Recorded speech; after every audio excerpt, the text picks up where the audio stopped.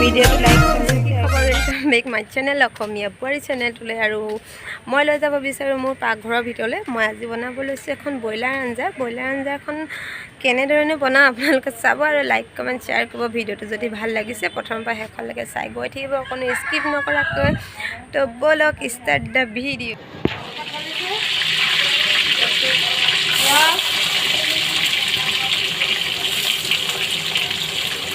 গৰম তেলত পিঁয়াজ ঢালিলোঁ।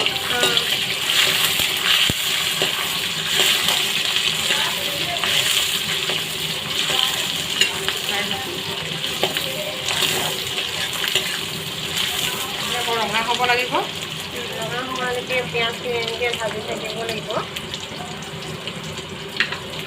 ইয়াত অকণমান চেনি দিব লাগে, তেতিয়া কালাৰটো উঠে।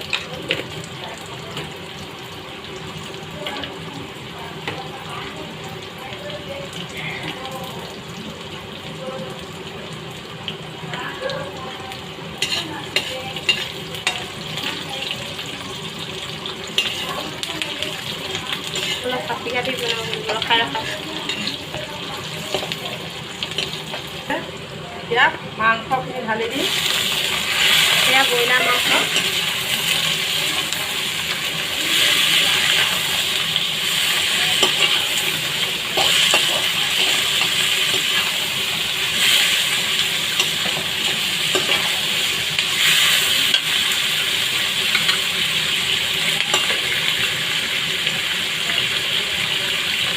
ৰং গুড়া,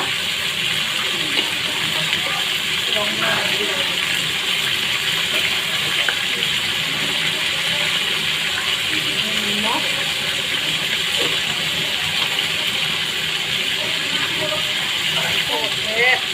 আদা নহৰু পেষ্ট, পিচি থোৱা আদা নহৰু পেষ্ট।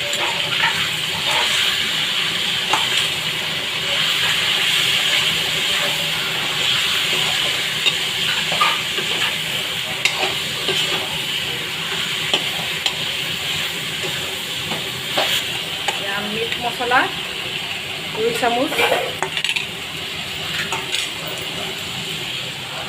এই আলুখিনি ফ্ৰাই কৰি লোৱা হৈছে।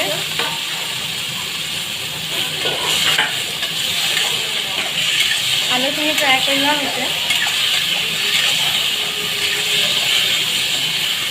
অকণমান ৰঙচুৱা লাগিব। ৰং হ'বলৈ জলকীয়া 2 চামুচ, ৰং কালাৰ কৰিবলৈ। এয়া ব্ৰইলাৰ মাংস কালাৰ ইয়াতে আছে গৰম মছলা 1 চামুচ,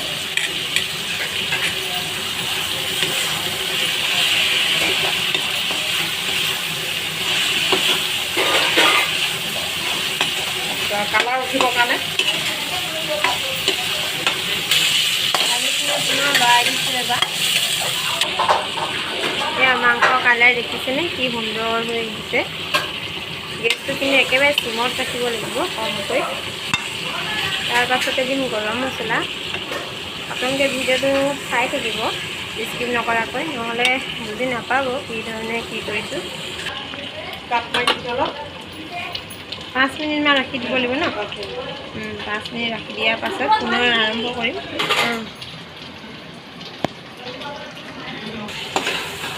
এয়া ঢালি দিছোঁ, আলুখিনি ঢালি দিছোঁ।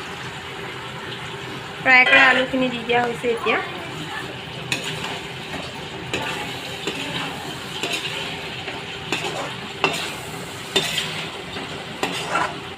চেণ্টটো বহুত ধুনীয়া আহিছে কিন্তু মজা চেণ্ট আহিছে।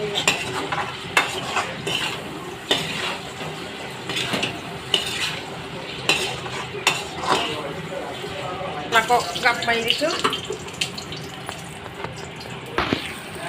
মাজতে পুনৰ এবাৰ লৰাই দিছোঁ, নহ'লে মাংসখিনি লাগি ধৰিব।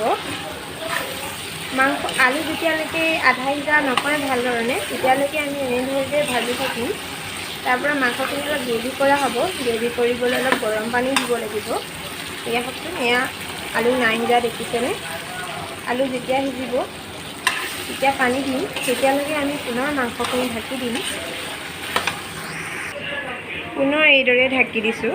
মছলাৰ পানী দি দিছোঁ। গৰম মছলা পেষ্ট পানী ঢালি বনাই লোৱা আছে। দিছোঁ। মাংসখিনি দি লোৱা হ'ল। বহুত টেষ্টি হৈছে দেই, ইয়াৰ চেণ্টে আৰু কালাৰটোৱে কৈছে। অকণমান লৰাই দিছোঁ। তাৰপিছত যিমানটো হেৰিয়ত গ্ৰেভি টাইপত লাগে সিমানটো জোখত অকণমান পানী আৰু অকণ দিব লাগিব। সেইটো জোখত দি দিলে হৈ যাব। আলুটো সিজিছে, কম পানী 2 গিলাচ ঢালি দিলোঁ। হ'ল এতিয়া চব হৈ গ'ল। এতিয়া উতলটো আহিলে হৈ যাব।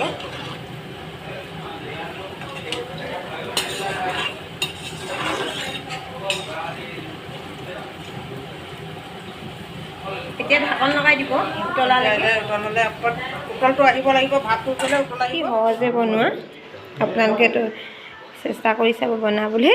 ভিডিঅ'টো লাইক কমেণ্ট শ্বেয়াৰ কৰিব আৰু যিসকলে নতুন আহিছে চেনেলটো ছাবস্ক্ৰাইব কৰিবলৈ নাপাহৰিব।